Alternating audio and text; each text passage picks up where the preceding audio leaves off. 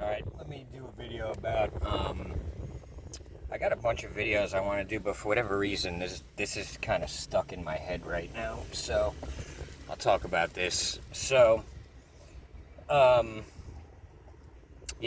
of the reasons I believe I went through all the shit that I went through was so that I could come back and tell y'all that there's nothing to be afraid of. Your worst fears, my worst fears came true, pretty much.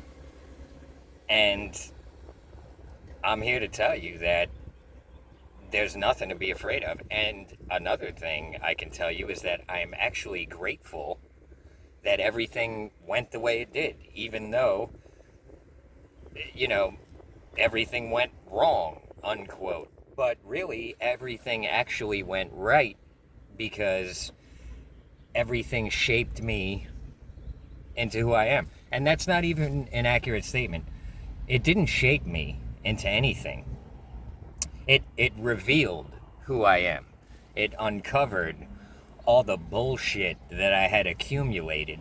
All the fears, all the biases, all the, stupidity, and it forced me to let go of a whole lot of bullshit that wasn't doing me no good. You know what I mean? And it also made me realize that God is real, that there is order and balance in this universe. It's not just chaos. There is some sort of supreme intelligence watching over everything. And as crazy as that might sound, you gotta realize that the people who control the world, their job is to make you believe in mankind and not believe in God. Their job is to make you, their job really is to test everyone. You know what I mean? And I'm not going to get into it. Go on my Patreon if you want details.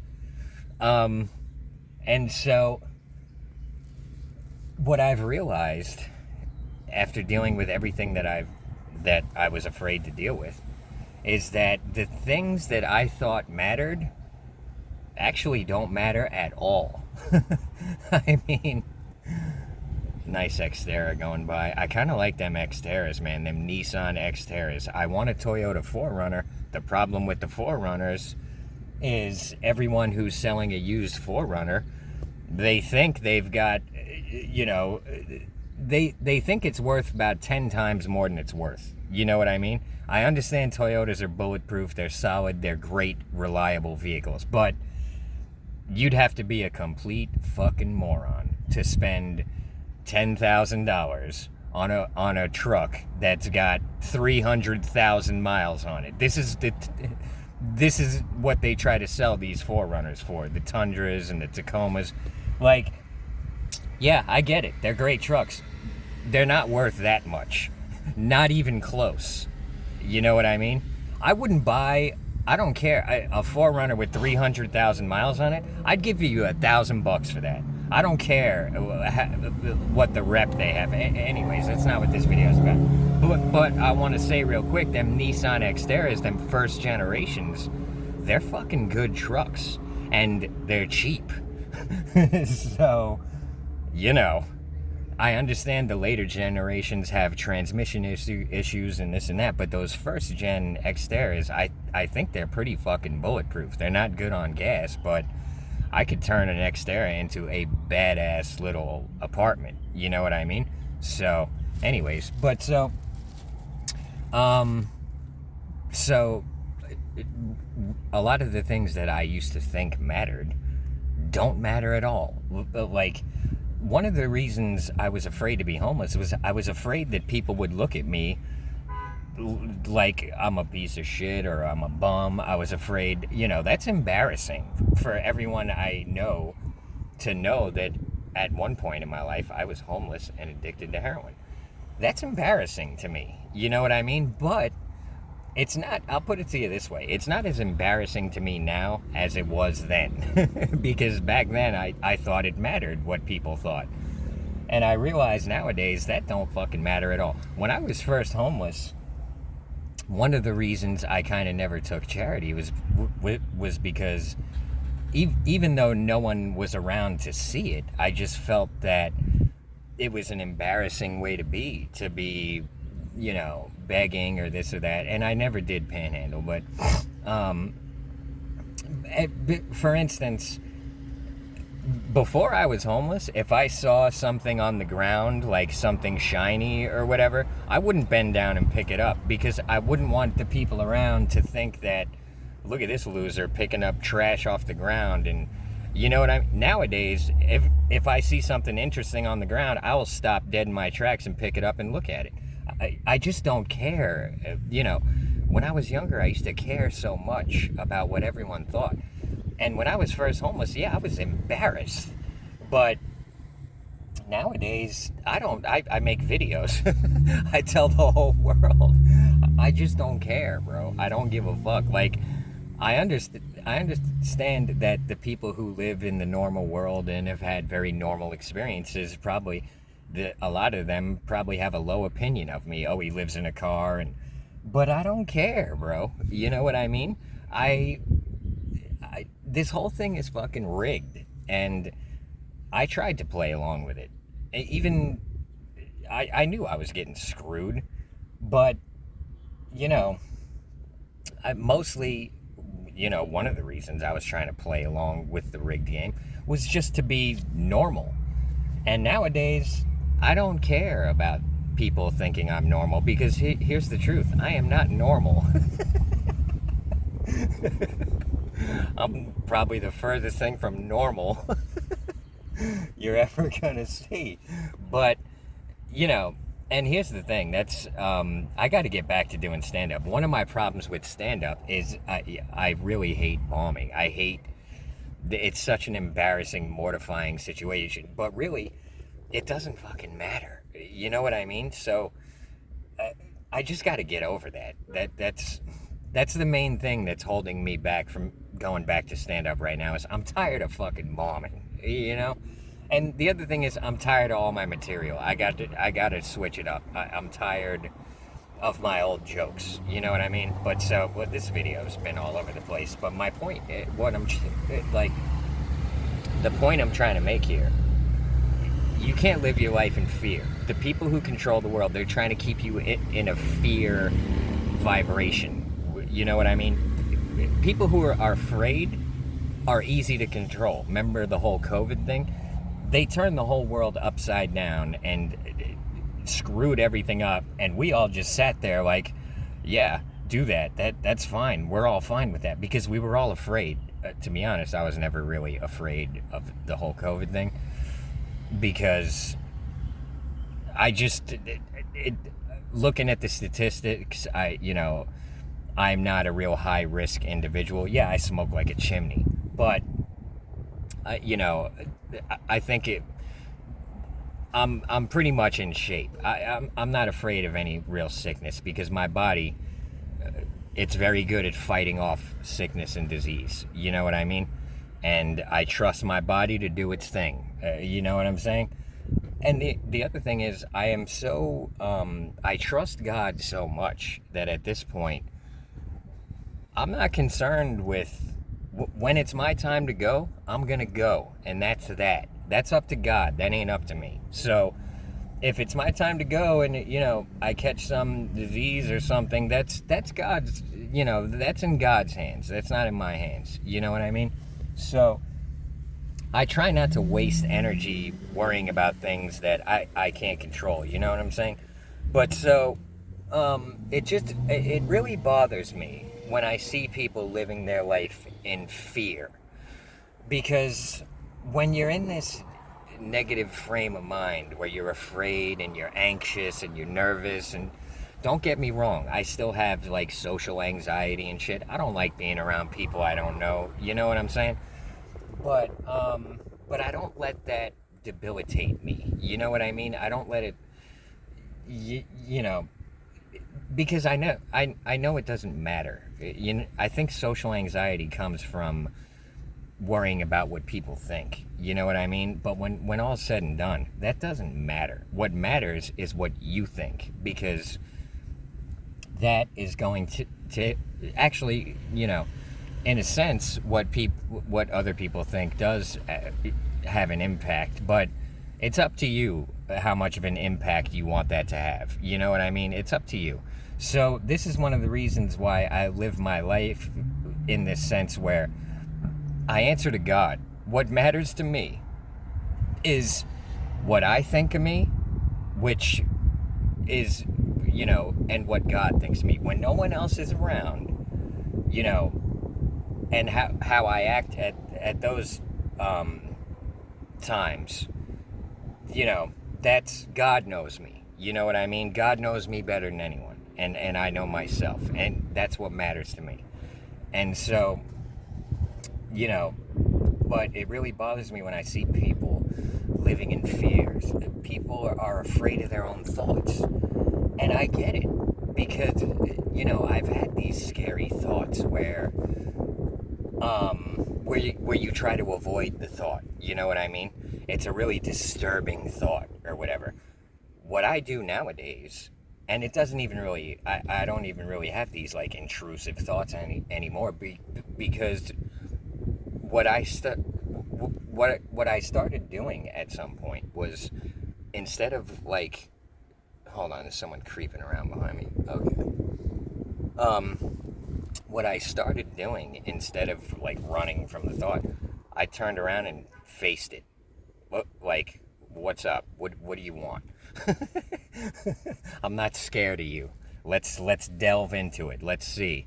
Let's see what you're trying to tell me. Or the mind is a powerful thing. The mind will play tricks on you and shit. And so I don't run from any thoughts. I don't whatever. I don't care. Worst come to worst, when you really deep dive into these intrusive thoughts or this or that, you realize that the worst case scenario is you'll make a realization like, oh shit, I shouldn't have done that. I was wrong. I did that person wrong. And that's how you heal yourself. You find the root of this whatever intrusive thought or whatever fear or go right at it. Just turn around and face it, look at it, dissect it, and you'll see that there's nothing to be afraid of. Because here's the thing, we all make mistakes, and God knows that. And that's how you learn, is by making mistakes. So it's okay. I don't care what you did. I really don't. I try to forgive everyone. Now, I'm not perfect. I'm not Jesus Christ. And, there's still some things that I hold grudges against. You know what I mean? But for the most part, I can forgive just about anything. Because and here's why. Because I've done things too that I want forgiveness for. So the way I see it is, if I can forgive others, then I can be forgiven. You know what I mean?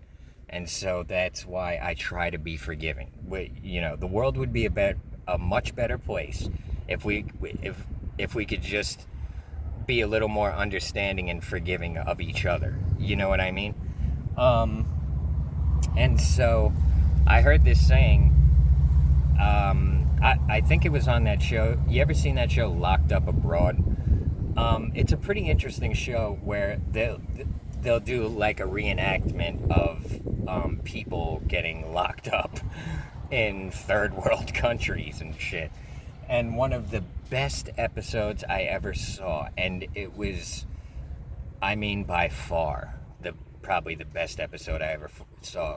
And it was because this English guy who got arrested was a very deep thinker, and he was able to convey his experience where, even though you're watching some cheesy reenactment, I felt like I was there. I was really empathizing with this dude. And the other thing is, I have a lot in common with him. You know what I mean? So the story was, he is from England, from, an upper class family in England.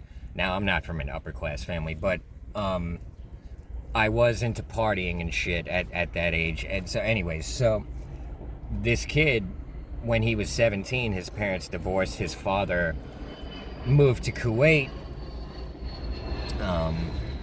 and for some job or something. And he got to choose whether he wanted to stay with his mother in England or if he wanted to go with his father in Kuwait. And he decided to go to Kuwait because his father was rich and his father would buy him dirt bikes and whatever else. His father would kind of spoil them. So he went with his father. And while he was in Kuwait, his father gave him all kinds of spending money and shit. He's getting into the party scene with all the other foreign youth there, like people from America, people from France, people from England, whatever, and some Kuwaitis and stuff. And so in Kuwait, I'm pretty sure it's actually illegal to drink, but these kids were drinking. They were smoking, I think, hash, and so they were partying in Kuwait. They had this whole underground partying scene, and the kid, someone wanted the kid to get him some hash, and the kid was thinking, oh, I'll make a couple bucks, I'll get some free hash. The guy wanted a kilo of hash or something, and the kid's like, okay, I'll do it, and thinking he's gonna make some money, and he sets it up and gets it for the guy. As it turns out, the guy's an undercover cop, arrests the kid. The kid doesn't sell hash, he was just doing it this one time. This is some dumb shit I would have done when I was younger too, you know what I mean? And so he ends up getting arrested for it. And in Kuwait, they take this shit very seriously. And they end up sentencing him to like 10 or 20 years. This kid's like fucking 17, 18 years old. And he's thinking, dude, his life is over. And he had this girlfriend that he loved, and he's thinking, 10, 20 years, my girl's gonna be gone, and what the, you know what I mean? He thought his life was over. And so he's in Kuwaiti jail, and he said, like, there ain't no AC. You're in the middle of the desert, 120 degrees. They got like a fan between like 10 of them. And he was like, dude, it was like hell on earth. He's just locked in the cell in the desert in Kuwait. Kuwait's not a third world country, but it's a very foreign place, And so he's just sitting in jail crying pretty much every day. And he said, to the inmates' credit, like, the other people in his cell were kind of nice to him. They kind of felt bad for him, like this young ass kid who's looking at, I think, 20 years or something. So they just kind of let him cry. They didn't like pick on him or nothing like that. But then the kid said one day he just stopped crying, and he was like, he just accepted the situation, and he was like, it is what it is. And he got his hands on a Quran. He just wanted something to read. And in the Quran, he read some very important lines, and one of them was,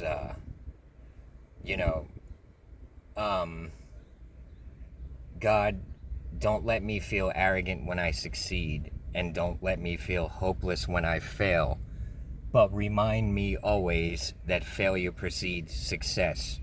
That was one of the main lines which stuck with me that he read. And another one was, God, help me to remember that forgiveness is the highest form of strength. And when I heard that, I was thinking to myself, is forgiveness the highest form of strength? I'm not sure about that. And I thought about it, and I thought about it for years, and I came to the realization it is actually the highest form of strength. Because revenge seems like strength, but it's actually weakness. You're actually, what you're doing is you're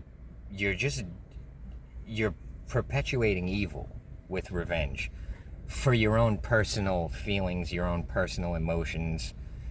So that's not strength, I realize. What is strength is foregoing revenge and realizing that I'm not going to perpetuate evil.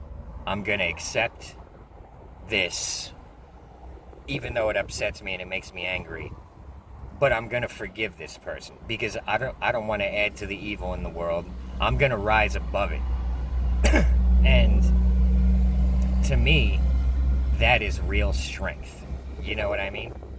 And so anyways, that's the line that really stuck with me from that show, but I'll finish the story. So he's in Kuwait, he's reading the Quran, his girlfriend left him.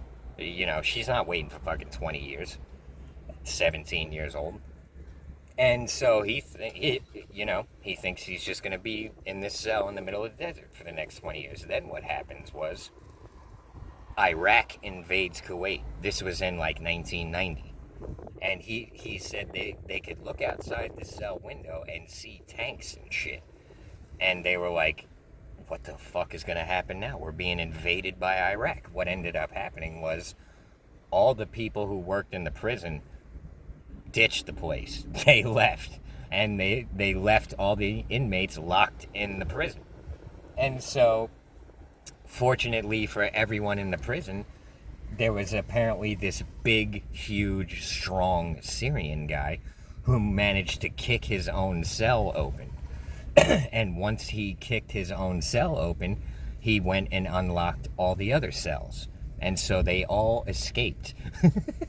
This entire prison in Kuwait. They all escaped. And they all fled into the desert. And they all blended in with the other refugees getting out of the war zone. And he ends up back in England. And he ended up doing, I think, maybe a year or two. And he ended up...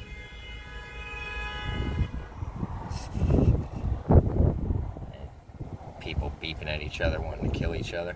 Let's see. Uh-oh. It looks like they're going to pull over in here. No way. No, they're not going to fight. Nope. Good. I didn't even want to see it. And he ended up marrying that girl. Once he escaped, he went back to England. And I really suggest watching it because it's really good. But what's funny is now I've downloaded the episode. I got it off of the Pirate Bay, I think. And what's funny is they didn't put in those lines that he read from the Quran.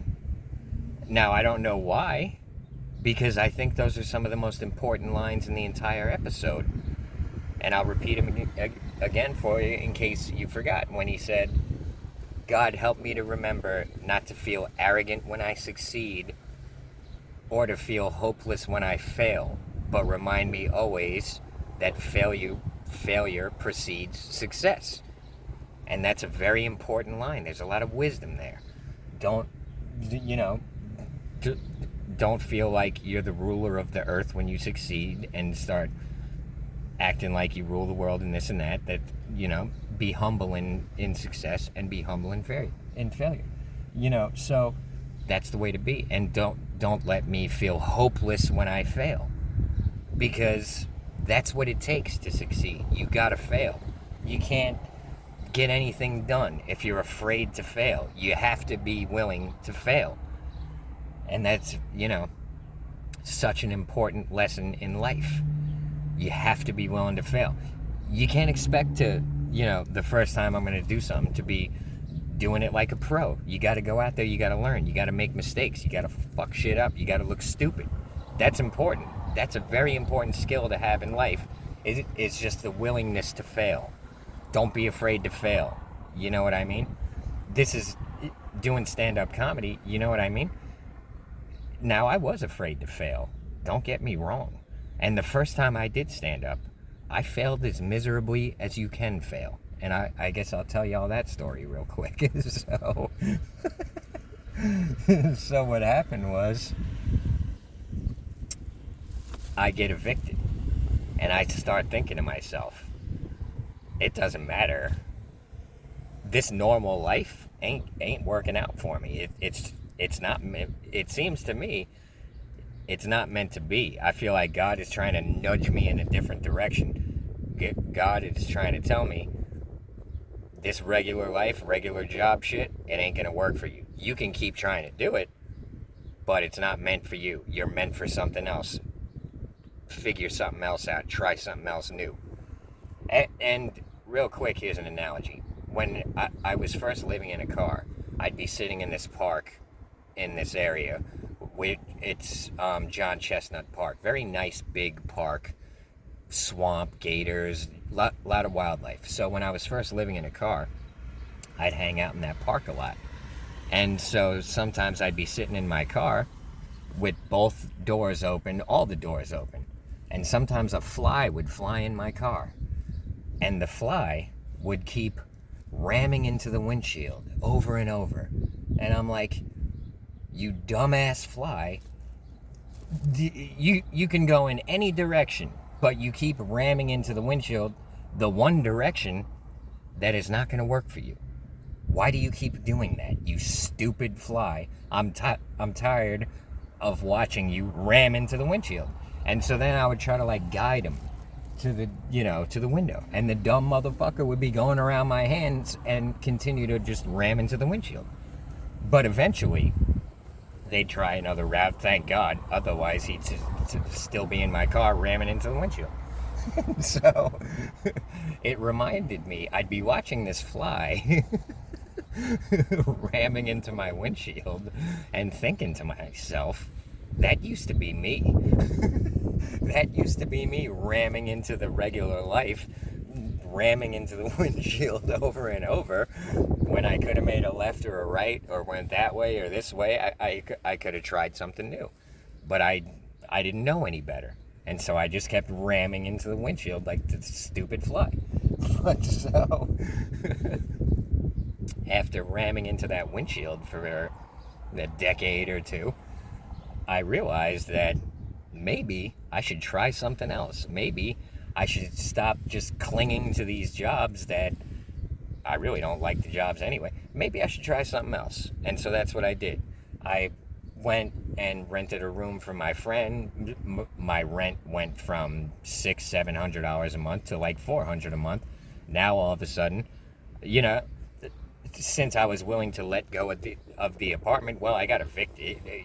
I didn't really have a choice, but it forced me to go a different direction. It forced a change, which is exactly what I needed. So once my rent was way down to that, I could afford to start thinking of other options. And I was thinking to myself, maybe I should try stand-up. It's something new, something different.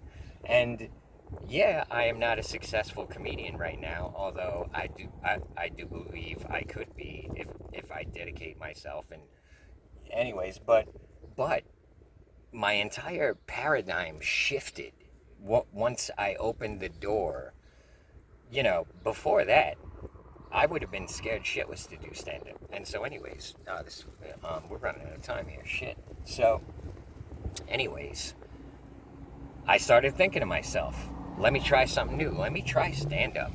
And the thought of it scared the fucking daylights out of me. I'm a shy person, and I am not a big fan of attention. And so, but I had this something inside me telling me that you would be good at stand-up if you would just try it. You got to learn to listen to your, inner voice, intuition. And so my intuition was telling me, try stand-up, And so for 6 months, I started writing jokes and going to open mics. I didn't go up on stage, but I would watch. And then finally, I was like, it had been 6 weeks since I had been watching this open mic every Friday at Coconuts Comedy Club in Clearwater, Florida. And finally, I'll tell you the day, it was July 11th, 2008. I said, the week before, I was like, I'm going up tonight. I go in there and I chicken out. I didn't go up. I said, when I left there, I felt like, a pussy or a failure or whatever. I'm like, I'm going up next week. I don't care. It's time to crack this, it's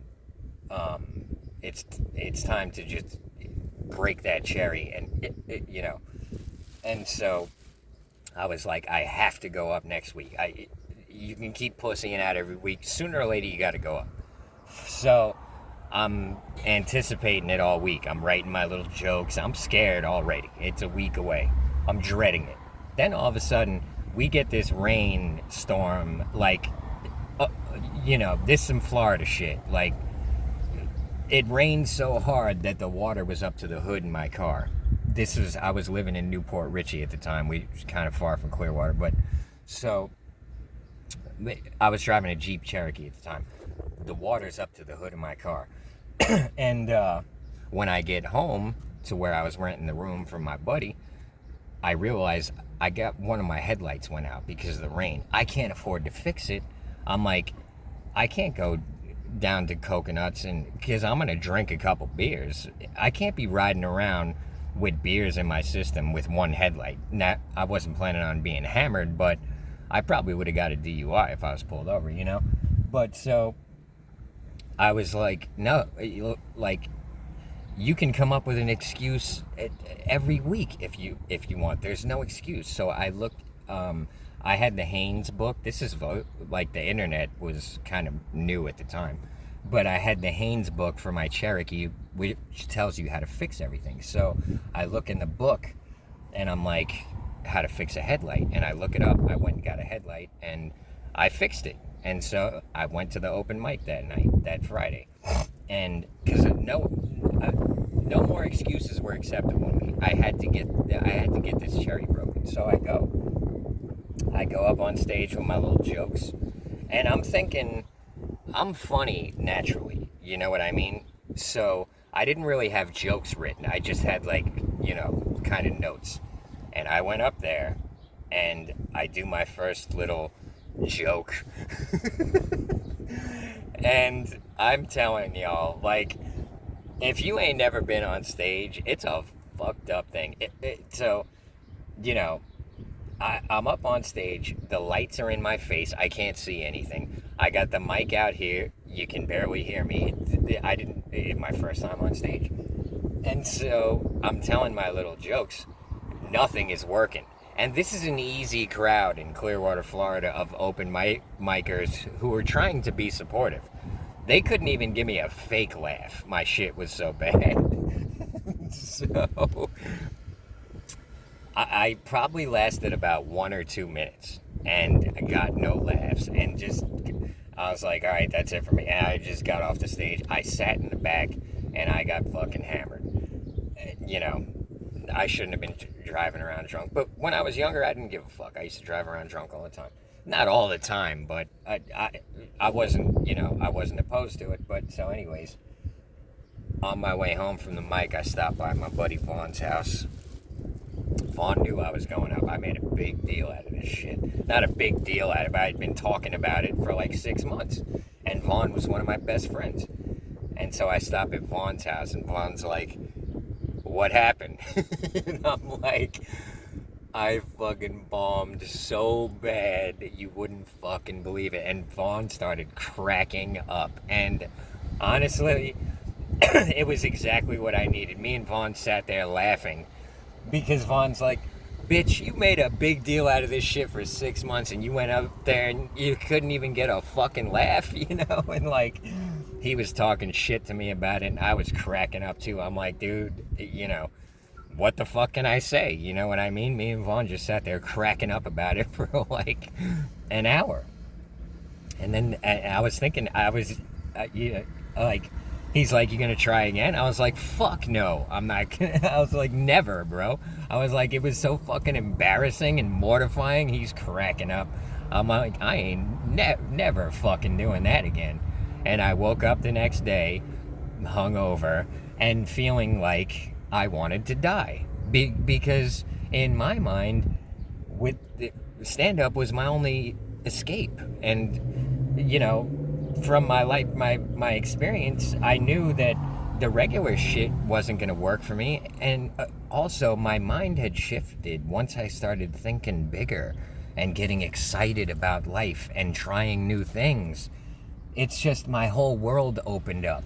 And then all of a sudden I go up there and I eat shit and my world fucking closed right back down. And I'm thinking to myself, man,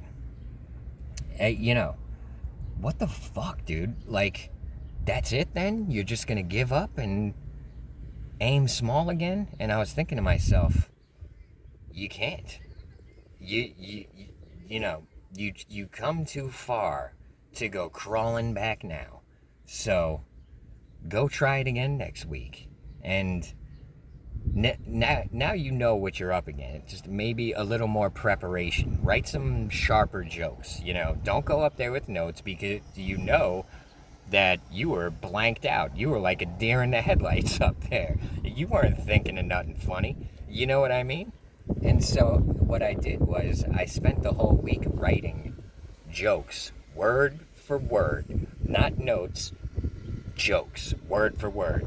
And I was thinking to myself, now I can go up there and be blanked out, but I'm going to read my jokes instead of, I don't have to think now. I've got them written down word for word. I'm just going to read them. And so I went up the next week and I got a couple laughs. And I'm telling y'all, thank God I overcame that failure because it changed my whole life. You know what I mean? So, now, this video went longer than I wanted it to go. Maybe I'll try to film it again tomorrow and get to my points quicker. Or maybe I'll put this one up. We'll see. But my point here is you don't be afraid to fail. Go out there and get your ass kicked. It doesn't even fucking matter. None of that shit matters. What matters, here's the thing. You become more resilient through these failures, taking beatings and dealing with difficulties and hardships. And as long as you never give up, you cannot lose. So as long as you keep trying, you know, I'm not saying be a complete fucking idiot and, you know, have zero athletic talent and try to be in the NBA or something. You got to go with your own gifts and abilities and realistically assess yourself, but push yourself. Try things that you're scared to do. Try things that, you know, maybe you'll fail at it. That you know, that's part of the fun of it, is going, you know, overcoming these fears and challenges. And you know, it changes things. It, you know, it makes things more exciting because there's a real risk involved when, you know, going up there and eating shit. And, you know, it's a challenge. It's a risk. It's you know, you feel good when you win, and you feel like you want to die when you lose, but it makes things more interesting. You know what I mean? And it makes things more fun. It's fun, actually, you know? So doing this little speech here, doing this little video, it reminds me that I got to get back in the ring. I got to get back to doing stand-up. You know what I mean?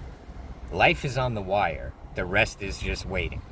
That's a line from that movie Rounders, where Papa Wallenda, he's a high wire act, and he's got a famous quote where he said, "Life is on the wire. The rest is just waiting." What he's saying is the only time he feels alive at this point is when his fucking life is on the line, on the wire. When he's not up on the wire, he's just waiting. You know what I mean? So, anyways, I guess that's the end of this video. Let me watch it and see if I like it. In case I put it up, I appreciate y'all. Thanks for the subs, thanks for the likes, thanks for the tips, thanks for the channel members, and thanks for the Patreons especially. If you want a response to your comment, try to get it in the first 30 comments. And yeah, I guess that's it for this week. I'll see you next week. Everybody have a good one. I'll see you on the next one.